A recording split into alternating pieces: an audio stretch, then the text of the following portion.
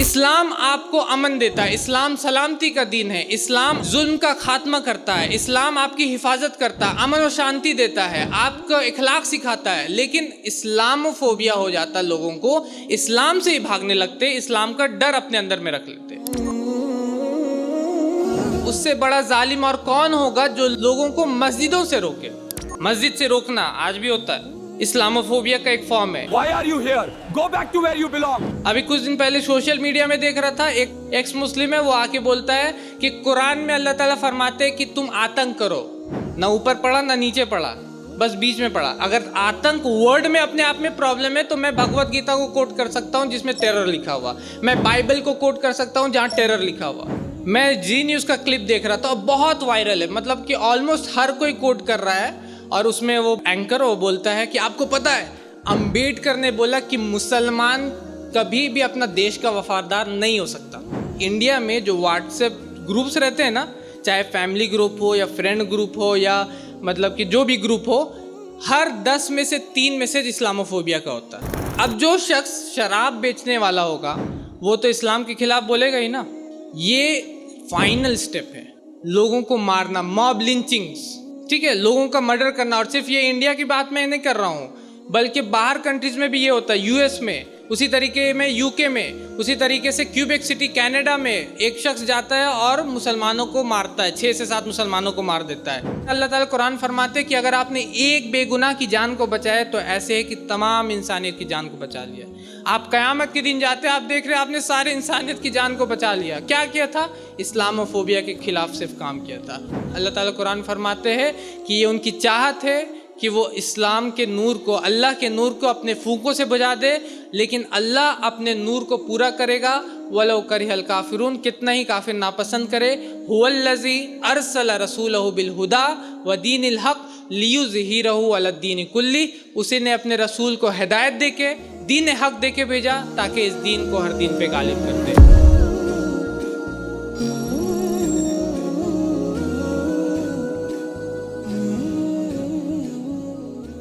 ख़वातीन व हज़रात, ब्रदर शादाब अहमद ये IRPC के फाउंडर और प्रेसिडेंट हैं। ये दावती मैदान में शेख अहमद दीदात की किताब द चॉइस से इंस्पायर हो करके और ये दावती मैदान में आए और अल्हम्दुलिल्लाह 2011 से ये दावती मैदान में तसलसल के साथ काम कर रहे हैं। इन्होंने हिंदुस्तान के मुख्तलिफ़ शोबों में तकरीर किए हैं, जिनमें से झारखंड, बिहार, उड़ीसा, बंगाल, इसी तरीके से मशहूर शहर दिल्ली, मुंबई, उसी तरीके से हैदराबाद और कई शहरें हैं जिनमें अपनी तकरीर पेश कर चुके हैं। और इनकी जो वीडियोस हैं वो आपको यूट्यूब में, इंस्टाग्राम में, फेसबुक में मिल जाएंगे। मज़ीद इनसे जानकारी हासिल करने के लिए और इनसे इल्म हासिल करने के लिए आप लोग सोशल मीडिया प्लेटफॉर्म में जा सकते हैं और दीन इल्म इनसे, या फिर खुसूसन ये कंपैरेटिव में माहिर है तो ये सारी चीज़ें सीख सकते हैं। मैं एक शेर के साथ ब्रदर शादाब अहमद को दावत खिताबत दूंगा कि उठ के बज़्मे जहाँ का और ही अंदाज़ है, उठ के बज़्मे जहाँ का और ही अंदाज़ है, मगरिब व मशरिक में तेरे दौर का आगाज़ है। ब्रदर शादाब अहमद।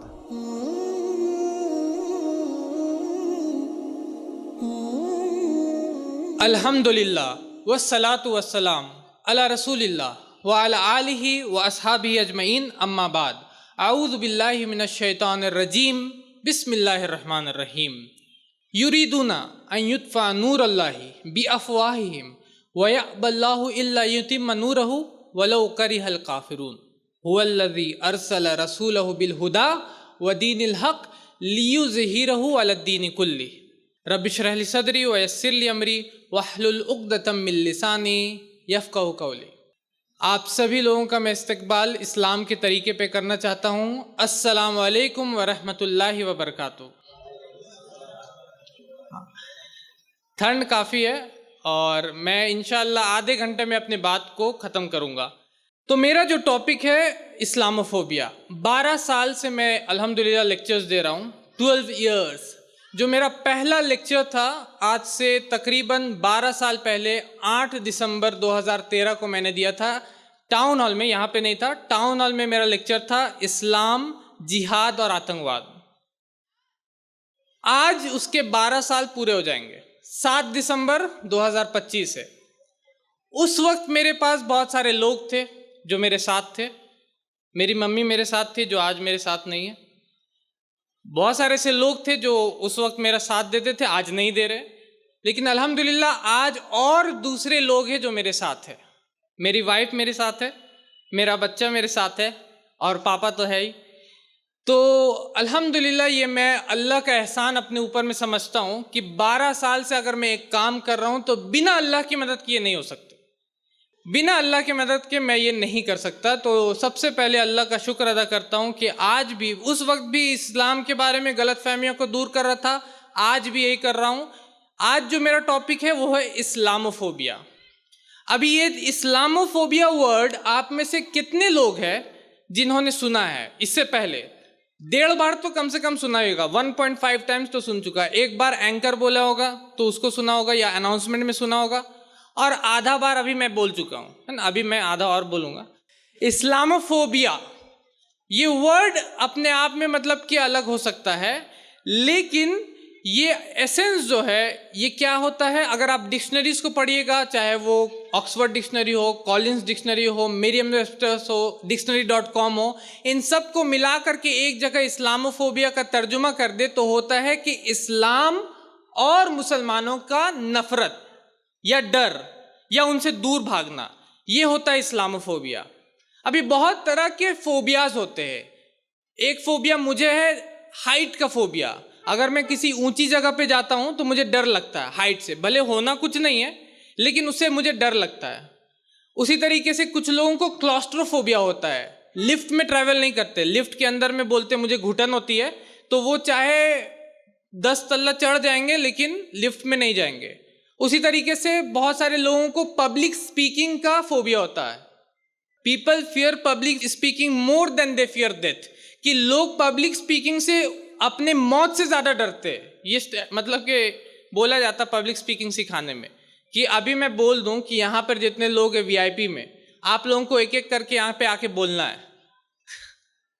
अभी बोलना नहीं है, लेकिन अगर सिर्फ इतना बोल दे तो आप सोचिए वो खौफ, वो डर, वो फोबिया उसको बोलते हैं।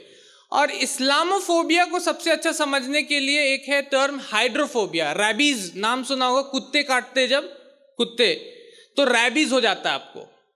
और रैबीज जब आपको एक बार हो जाए तो बचना नामुमकिन है। इस साल पाकिस्तान में एक बंदा था जिसको रैबीज हुआ, वो बच गया कहीं से, लेकिन रैबीज अगर आपको हो जाए तो आपका बचना नामुमकिन हो जाता है। और उसमें होता क्या कि आप पानी से डरने लगते हैं। पानी आपके सामने एक गिलास में अगर पानी ला दे तो आप उसे भागते। हाइड्रोफोबिया, पानी का डर। अभी फोबिया समझने के लिए बहुत अच्छा है कि पानी आपका क्या करता है। पानी जल ही जीवन है, हम लोग बोलते हैं। पानी आपका जिंदगी बचाता है, लेकिन आप पानी से ही भागने लगेगा तो क्या होगा आपका? फिर आपकी मौत होगी। तो उसी तरीके से इस्लाम आपको अमन देता है। इस्लाम सलामती का दीन है। इस्लाम जुल्म का खात्मा करता है। इस्लाम आपकी हिफाजत करता है, अमन और शांति देता है, आपका इखलाक सिखाता है। लेकिन इस्लामोफोबिया हो जाता लोगों को, इस्लाम से ही भागने लगते, इस्लाम का डर अपने अंदर में रख लेते। कुरान में ये इस्लामोफोबिया वर्ड कहीं पर आया नहीं है, क्योंकि इस्लामोफोबिया अपने आप में नया टर्म है जो कि पिछले सदी में आया। लेकिन कुरान में वो एसेंस है, वो चीज़ें हैं। जैसे कि कुरान में आपको पढ़िएगा तो कुरान में अल्लाह ताला फरमाते हैं ये उनकी चाहत है कि अल्लाह के नूर को अपने फूंकों से बुझा दे। ये इस्लामोफोबिया है कि लोग चाहते, कुछ लोग ऐसे हैं जो चाहते हैं कि अल्लाह के नूर को अपने फूंकों से बुझा दे। या उसी तरीके से नबियों के साथ जो वाक़यात हुए, नबियों को बोला गया कि जादूगर है, या फरीकन कज़्ज़ब तुम में से कुछ लोग हो जो कि कुछ नबियों को क्या करते थे, उनको झुठलाते थे और खुद को कत्ल ही कर देते थे। नबियों के साथ इस्लामोफोबिया हुआ। अल्लाह ताला कुरान फरमाते सूरह बकरा सूरह नंबर 2 आयत नंबर 114 में, वमन अज़लम, उससे बड़ा जालिम और कौन होगा जो लोगों को मस्जिदों से रोके। मस्जिद से रोकना आज भी होता है, इस्लामोफोबिया का एक फॉर्म है। नमाज से रोकना, सूरह निसा की आयत नंबर 101, नमाजों से रोकते लोगों को, ये भी इस्लामोफोबिया का फॉर्म है। ये सारा कुरान में आपको मिलता है। और कुरान में अल्लाह ताला फरमाते मकरू, कि वो प्लान एंड प्लॉट करते हैं। सूरह आल इमरान की आयत नंबर 54 में ये भी इस्लामोफोबिया का एक फॉर्म है। और अगर आप अहादीस सीरत पढ़िएगा, नबी सल्लल्लाहु अलैहि वसल्लम की सीरत, जो कि फैज़ भाई बता रहे थे, 50 पेज से ज़्यादा मतलब हम लोग पढ़े ही नहीं होंगे। मैं आऊँगा अभी उसके ऊपर में कि क्यों नहीं पढ़े होंगे, वो ज़्यादा इंपॉर्टेंट, वो मज़ेदार है कि हम लोग पढ़े नहीं होंगे। सीरत अगर आप पढ़िएगा तो आपको पता चलेगा कि किस तरीके का इस्लामोफोबिया था नबी सल्लल्लाहु अलैहि वसल्लम के खिलाफ में। उनके सहाबा बिलाल रज़ी अल्लाह तआला अन्हु के साथ क्या हुआ, अम्मार रज़ी अल्लाह तआला अन्हु के साथ क्या हुआ, उनको किस तरीके से जुल्म और ज़्यादती किया गया उनके साथ, उनको किस तरीके से नबी सल्लल्लाहु अलैहि वसल्लम के पास किस तरीके से ऊँट का जो मतलब कि कचड़ा होता है उनके ऊपर में डाल दिया जाता था, या उनके घर के बाहर में अबू लहब जो था वो कचड़े डाल देता था। ये सब क्या है? ये सब इस्लामोफोबिया है जो कि सीरत की किताब में आपको मिलता है। तो आज हम बात करेंगे इस्लामोफोबिया क्या है, क्यों है, कैसे इसका इफेक्ट होता है, इससे होता क्या है और इसका हल क्या है। इतना में मैं अपने लेक्चर को एंड करूंगा। क्या है वो मैंने आपको बता दिया, क्यों है इस्लामोफोबिया, इस पे अब हम लोग आते हैं। Why, causes of Islamophobia. Number 1 है जिहालत, इग्नोरेंस। लोगों के अंदर में इल्म नहीं होता है। अभी ये मेरे हाथ में एक बुक है, आपको पता है ये मेरे हाथ में एक बुक है, ये ग्रेडी का पब्लिकेशन है, नॉट बाहर नहीं, मैं दिल्ली, कोलकाता, चेन्नई से नहीं ला रहा हूँ, ये पब्लिकेशन है दिल्ली का, और यहीं आपके 1 किलोमीटर के रेडियस के अंदर का पब्लिकेशन है। यहाँ जहाँ हम लोग खड़े, इससे 1 किलोमीटर का रेडियस खींचेगा तो उसके अंदर ही ये छप रहा है। और इस बुक के अंदर ये ऊपर में तीसरी आंख लिखी हुई, द थर्ड आई, और इसके अंदर में पेज नंबर हिंदी में कुछ ही पेज के आगे लिखा, कुरान का अन्य धर्म वालों के लिए व्यवहार। कुरान क्या बोलता है दूसरे धर्म वालों के लिए, ठीक है। गिरिडीह का पब्लिकेशन है, मैं बाहर से नहीं ला रहा हूँ, बाहर का मेरे पास है बहुत सारे, लेकिन मैं आप लोगों के लिए खास गिरिडीह का ला रहा हूँ। इसमें लिखता है कि सब जब अहराम के महीने गुजर जाए तो मुशरिकों को कत्ल करो। सूरह तौबा सूरह नंबर 9 आयत नंबर 5, सूरह निसा सूरह नंबर 4 आयत नंबर 101, निसंदेह काफिर तुम्हारे खुले दुश्मन है। ये सब आपका लिखा हुआ है। अब आप सोचिए, जब आपके पास इल्म नहीं होगा, जब किसी एक इंसान जिसके पास कुरान का नॉलेज नहीं है, जो नहीं जानता कुरान में क्या लिखा हुआ, उसका कॉन्टेक्स्ट क्या है, उसके पीछे क्या पस मंज़र है, जब वो ये पढ़ेगा तो क्या होगा? जाहिर सी बात है वो ये समझेगा कि कुरान और इस्लाम का डर उसके अंदर में पैदा होगा। सिर्फ यही नहीं, बल्कि हदीस को भी कोट किया जाता है, मुझे आतंक से जीत दी गई है। सही बुखारी की हदीस है, नबी सल्लल्लाहु अलैहि वसल्लम ने फरमाया, I have been made victorious with terror. बस इतना कोट करेंगे और एंड कर देंगे। अभी कुछ दिन पहले सोशल मीडिया में देख रहा था, एक एक्स मुस्लिम है, वो आके बोलता है कि कुरान में अल्लाह ताला फरमाते हैं कि तुम आतंक करो, ना ऊपर पढ़ा ना नीचे पढ़ा, बस बीच में पढ़ा। अगर आतंक वर्ड में अपने आप में प्रॉब्लम है तो मैं भगवत गीता को कोट कर सकता हूं जिसमें टेरर लिखा हुआ, मैं बाइबल को कोट कर सकता हूं जहां टेरर लिखा हुआ, लेकिन टेरर वर्ड लिख देने से वो आतंकवादी नहीं हो जाते, ये आतंकवाद नहीं फैलाता, पहला बात ये, ठीक है। तो ये सब है, जब जहालत होगी और जब आपके सामने इन तरीके की आयतें आएंगी, मैं सिर्फ गैर मुसलमान की बात नहीं कर, मैं मुसलमान की बात कर रहा हूं, क्योंकि मैं बहुत सारे मुसलमान भाई उसको भी नहीं पता कि उसका कॉन्टेक्स्ट क्या है। यहाँ पर बहुत सारे ऐसे लोग हैं, अभी मैं आंसर नहीं दे रहा हूँ, मैं सिर्फ क्वेश्चन कर रहा हूँ। तो हो सकता है अगर आप क्रिटिकली मेरे बात को सुन रहे होंगे तो क्वेश्चन आंसर में आइएगा, वो भी मुझे चेक करना कि कितने लोग आएंगे क्वेश्चन आंसर में। तो अगर आप ये क्वेश्चंस आपके पास भी रहेंगे, बहुत सारे लोगों के पास रहते हैं, ठीक है। तो नंबर 1 पॉइंट जिहालत, नंबर 2 पॉइंट प्रोपागेंडा। प्रोपागेंडा कैसे होता है? मीडिया के थ्रू। मीडिया में आता है जी न्यूज़, तो आप लोग देखते हैं, पता नहीं कितने लोग, अब तो मीडिया कम देख लेने लगे। मैं जी न्यूज़ का क्लिप देख रहा था और बहुत वायरल है, मतलब कि ऑलमोस्ट हर कोई कोट कर रहा है, और उसमें वो बोलते आता है एक एंकर, वो बोलता है कि आपको पता है अंबेडकर ने बोला कि मुसलमान कभी भी अपना देश का वफादार नहीं हो सकता, कभी भी। और ये आ जाता है बुक मेरे पास अंबेडकर का। लेकिन अब ये बुक आप लोगों में से किसी के पास ये बुक है, पाकिस्तान और the partition of India. 2 reason क्यों नहीं हो सकते, एक मुसलमान के पास ये बुक नहीं रहेंगे। 2 रीजन, मैं ये अपने लेक्चर्स में हमेशा, जो पहले आ चुका है, जो मेरे लेक्चर सुनता है उसको पता है। 2 वजूहात मुझे कोई देगा, कोई माइक पे आके भी दे सकता है, ऐसे भी बोल सकता है, थोड़ा सा मतलब कि जोर से बोलना होगा। 2 वजह क्यों ये बुक हमारे पास नहीं होगा। मैं अपने लोगों को जानता हूं कि क्यों नहीं होगा, लेकिन मुझे आपसे चाहिए, कोई बताना चाहेगा 2 रीजन क्यों ये बुक हमारे पास नहीं होगा? हाँ, फालतू किताब रखने की जरूरत क्या? अभी क्या जरूरत है वो मैं आऊंगा, वो अभी आंसर दूंगा तो पता चलेगा अभी क्यों रीजन है और क्यों नहीं रखना चाहिए। ठीक है, वो ठीक है, लेकिन ये क्यों नहीं हमारे पास होगा? Number 1, we are not a reading community. हम लोग कुरान में फैज भाई ने बोला इकरा, जब अल्लाह ताला फरमाते पढ़ो अपना रब का नाम लेके, हम लोग बोलते ला इकरा, हम नहीं पढ़ना चाहते। Number 1 reason. नंबर 2, ये किताब जो है इसका जो प्राइस है वो है 300 रुपए में हम लोग कितना प्लेट बिरयानी खाएंगे? हाँ, biryani, egg roll, chicken roll, egg chicken roll, double egg double chicken roll, लेकिन हम लोग कभी भी ये बुक नहीं लेंगे। आई नो माई पीपल, मैं अपने लोगों को जानता हूं। अभी शुरू में नहीं जानता था, लेकिन 12 साल काम कर रहा हूं तो अब जान रहा हूं अपने लोगों को कि हम लोग अपने पैसे को बारात में उड़ा सकते हैं, हम लोग अपने पैसे को गलत चीज़ों में उड़ा सकते। सबसे ज़्यादा किस में उड़ाएंगे? जो मैंने नाम ले लिया आपके सामने, बिरयानी, पुलाव, उसमें उड़ा सकते हैं, लेकिन ये बुक में तो नहीं खर्च करेंगे। 300 नहीं आएगा हमारा। अब आ जाते रीज़न क्यों ये मेरे पास है। क्योंकि जब मैं इसको खोलता हूं और पढ़ने की कोशिश करता हूं कि क्या अंबेडकर ने यही बोला था, तो यहां पर वो कोटेशन मैं एक्यूरेट पढ़ रहा हूं। ठीक है, ये बुक से पढ़ रहा हूं। The only allegiance a Musalman, whether civilian or soldier, whether living under a Muslim or a non Muslim administration, is commanded by the Quran. Ambedkar ये नहीं बोल रहे कि सिर्फ इंडिया की बात नहीं कर रहे, वो बोल रहे कि अगर कोई मुस्लिम कंट्री में भी कोई मुसलमान हो या नॉन मुस्लिम कंट्री में भी हो, उसका पहला एलिगेंस, पहला वफादारी किसके साथ होता है? कुरान के साथ। ये नहीं कि मुसलमान कंट्री में रहते तो ऐसा नहीं करता है, चाहे वो मुसलमान कंट्री में हो चाहे वो गैर मुसलमान कंट्री में हो, उसका पहला एलिगेंस कुरान के साथ होता है।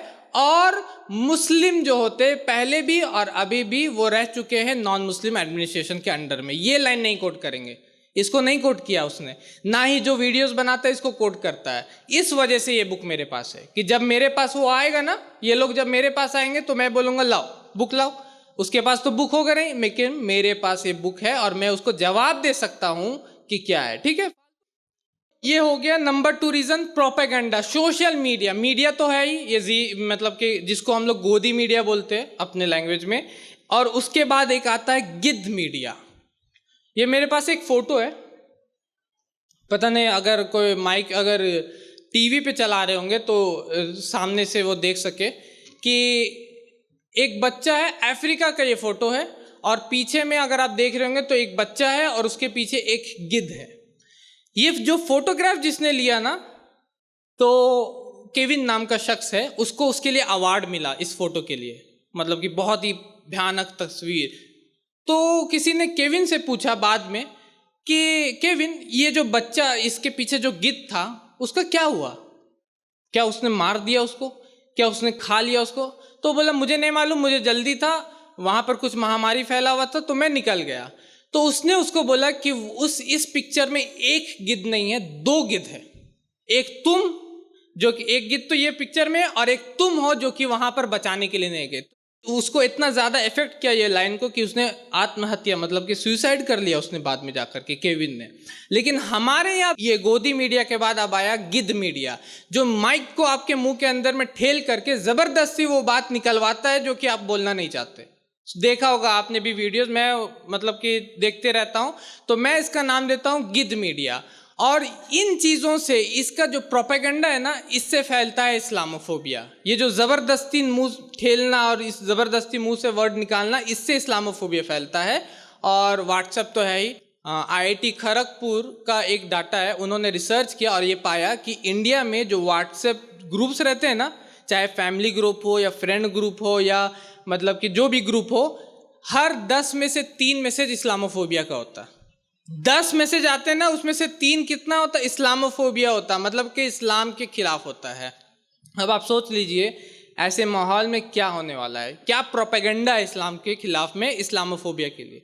तो number 2 point propaganda, number 3 point arrogance, तकब्बुर, इससे भी इस्लामोफोबिया फैलता है। अब जो शख्स शराब बेचने वाला होगा वो तो इस्लाम के खिलाफ बोलेगा ही ना। इंडिया में शराब का इंडस्ट्री कितनी बड़ी है आपको पता है? कितना है? 125 मिलियन, 12 लाख करोड़, इतना बड़ा इंडस्ट्री है शराब का। अब इसके खिलाफ इस्लाम बोलता है तो इस्लामोफोबिया आएगा। गैम्बलिंग इंडस्ट्री, आपको पता है कि जुआ का जो इंडस्ट्री वो कितना बड़ा है? 24,000 करोड़। इंडिया का ये सब डाटा है, 24,000 करोड़। अब क्योंकि इस्लाम गैम्बलिंग के खिलाफ, जुआ के खिलाफ बोलेगा तो इस्लामोफोबिया आएगा। तो ये 3 वजह है इस्लामोफोबिया होने का, मतलब कि फैलने का। इस्लामोफोबिया होने से होता क्या है? अब आ जाते हैं उसके इफेक्ट्स के ऊपर में। तो नंबर 1, फर्स्ट लेवल क्या होता है कि मॉकिंग होता है, मजाक उड़ाना, नेमिंग, पत्थरबाज, घुसपैठी, सुना होगा आप लोगों ने भी। मुसलमान को मुगलमान, मुसलटे, और ये सब वर्ड्स आते सबसे पहले, ठीक है ना।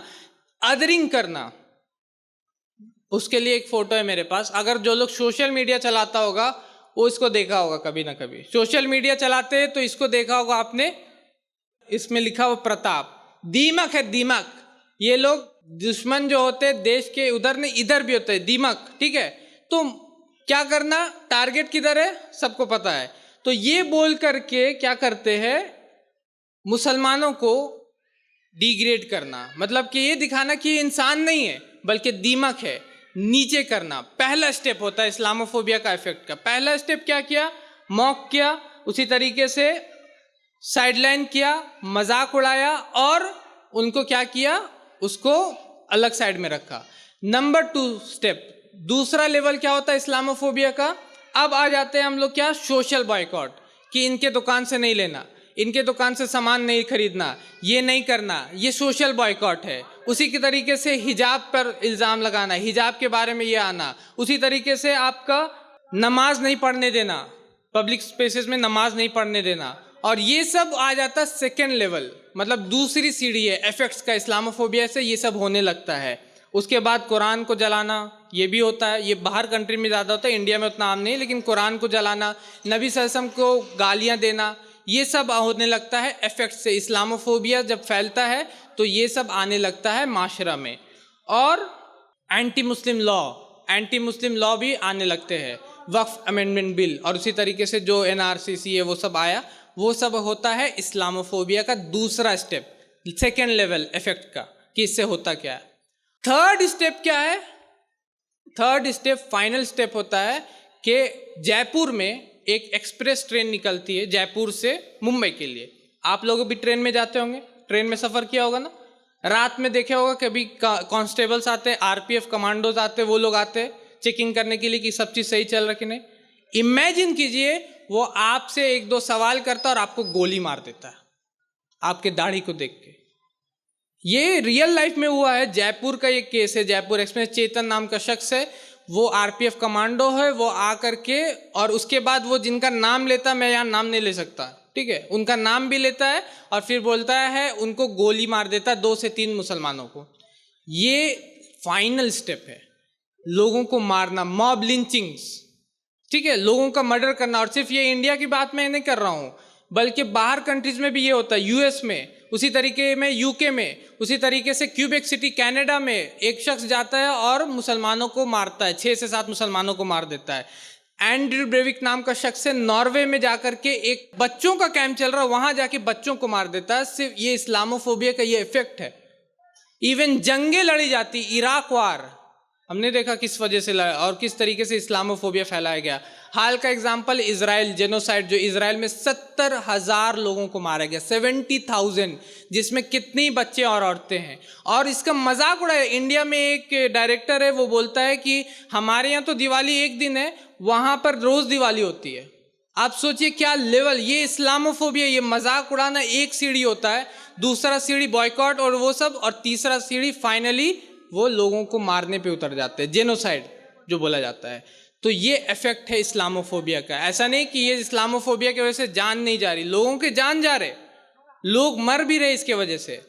अब आ जाते हैं सॉल्यूशंस की तरफ कि इसका हल क्या। चलो ठीक है, ये हो रहा है, इसका हल क्या होगा।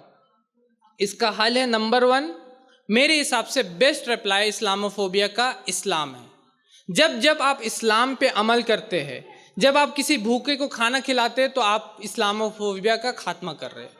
जब आप ये दिखाते हैं कि आपको सब भूखों को खाना खिलाना, पानी पिलाना है, लोगों के साथ अच्छा सलूक करना। जब जब आप अच्छा सलूक कीजिएगा, ये इस्लामोफोबिया का खात्मा है। अल्लाह ताला फरमाते हैं इदफा बिल्लती ही अहसन, बुराई को भलाई से दूर करो। तब देखो कि किस तरीके से दुश्मन भी आपस में दोस्त हो जाते हैं। तो जब भी आप अच्छा काम करते हैं इस्लाम का नाम लेकर के, तो वो इस्लामोफोबिया का खात्मा करता है। तो नंबर 1 इस्लामोफोबिया का हल क्या है? आपको नॉलेज पहुंचाना है, इल्म पहुंचाना लोगों के अंदर में। और वो कैसे होगा? वो सबसे पहले आपको खुद हासिल करना होगा, आपको दावा करना, दावत का काम करना। एज अ होल हम मुसलमान उसको छोड़ चुके हैं। अल्लाह ताला कुरान फरमाते हैं उदु इला सबीली रब्बिका बिल हिक्मा, दावत करो अपने रब के रास्ते की तरफ हिकमत के साथ। क्या हम दावत कर रहे? क्या हम लोगों तक इस्लाम की सही पैगाम को पहुंचा रहे? सीधा सा answer, as a whole, as a ummah, एक दो लोग की मैं बात नहीं कर रहा हूं, एज अ होल क्या हम लोग ये काम कर रहे हैं? एज एन उम्मत ये काम कर रहे हैं? नहीं कर रहे। तो नंबर 1 आपको खुद इल्म हासिल करना। कितने लोग हैं जो कि कुरान को पढ़ते होंगे? कितने लोग हैं जो कुरान को समझ के पढ़ते होंगे? तो आपको खुद सबसे पहले इल्म हासिल करना है और लोगों तक पहुंचाना है। नंबर 2 आपको सोशल मीडिया में काम करना है। आपको ये कुरान की जो आयतें हैं, ये जो बुक मैं दिखा रहा था, इसमें 3 आयत है। इस तरीके से 26 आयतें हैं। सुना कभी कुरान की 26 आयतें? 26 आयतें हैं, उस पर बार बार कंट्रोवर्सी होते रहता। मैंने इसके ऊपर में पूरा बुक लिखा है, कुरान की 26 आयतों का जवाब। और मैंने इसको क्या किया, मैंने फ्री कर दिया, क्योंकि वो 2 रीज़न है ना नहीं लेने का, पैसा वाला रीज़न एक रहता है। तो मैंने इसको फ्री कर दिया। www.irpcindia.com/books में जाइएगा, ये बुक आपको फ्री में मिल जाएगा। ठीक है। अब पढ़ने वाले को तो मैं चेंज नहीं कर सकता, मैं मेमोरी कार्ड आपके अंदर में नहीं डाल सकता कि आप मेमोरी कार्ड डाला और फिर आपका बुक डाउनलोड हो गया, उस तरीके से नहीं कर सकता। कम से कम मैंने बुक को फ्री कर दिया और आप जा करके उसको पढ़ सकते हैं। बहुत जल्द इंशाल्लाह हम लोग अपना ऐप भी ला रहे हैं, IRPC इंडिया, IRPC के नाम से ऐप ला रहे हैं। कुछ दिनों में, मतलब कि 15 दिन में इंशाल्लाह वो लॉन्च हो जाएगा, जिसमें आप जा करके पढ़ सकते हैं, हर एक चीज़ के बारे में पढ़ सकते हैं, अलग अलग चैप्टर्स के हिसाब से। ठीक है। तो ये सब हमको करना होगा, सोशल मीडिया में हमको काम करना होगा, क्योंकि अगर गलत चीज़ का प्रोपेगेंडा हो सकता है तो सही चीज़ का भी हो सकता है। समझ रहे? अगर गलत चीज़ सोशल मीडिया में फैलाया जा सकता है तो सही चीज़ भी फैलाया जा सकता है। हमारा चैनल, हम लोग IRPC इंडिया जो चलाते हैं ना, हमारा चैनल का रीच जो है 4 करोड़ से ज़्यादा, 4 से 5 करोड़ है सिर्फ IRPC इंडिया का। आप सोच सकते हैं, सिर्फ एक शख्स हम लोग सिर्फ जो चला रहे हैं ना, उसका साल का जो रीच है 4 करोड़ से ज़्यादा है। तो क्या रीच हो सकता है आपका? अगर हर मुसलमान यहाँ पर जितना है, सबके पास अपना मोबाइल है। आजकल ये नहीं होता कि आप पहले ज़माने में टीवी चाहिए, एक सैटेलाइट चैनल चाहिए, कुछ नहीं, आपके पास अपना मोबाइल है। इस मोबाइल को आप यूज़ कर सकते हैं इस्लामोफोबिया के खिलाफ। ठीक है। तो हर एक शख्स इस पर कुछ ना कुछ पोस्ट कर सकता है, वीडियोस बना सकता है, नई वीडियो बना सकता है तो दूसरे को शेयर कर सकता है, कम से कम जो बना रहा है उसको शेयर कर सकता है। समझ रहे? ये इतना तो काम कर ही सकता है। तो नंबर 2 पॉइंट आपको क्या करना है, आपको भी जिस तरीके से इस्लामोफोबिया फैलाया जा रहा है उसके खिलाफ में काम करना, सोशल मीडिया में और इस तरीके से। नंबर 3 अल्लाह के नबी सल्लल्लाहु अलैहि वसल्लम फरमाते हैं मन रा मुनकरन, कि जब भी कोई गलत चीज़ को देखे तो उसको अपने हाथ से बदले। अगर हाथ से नहीं बदल सकते, अपने ज़बान से बदले। अगर ज़बान से भी नहीं बदल सकते तो कम से कम अपने दिल में उसको बुरा जाने।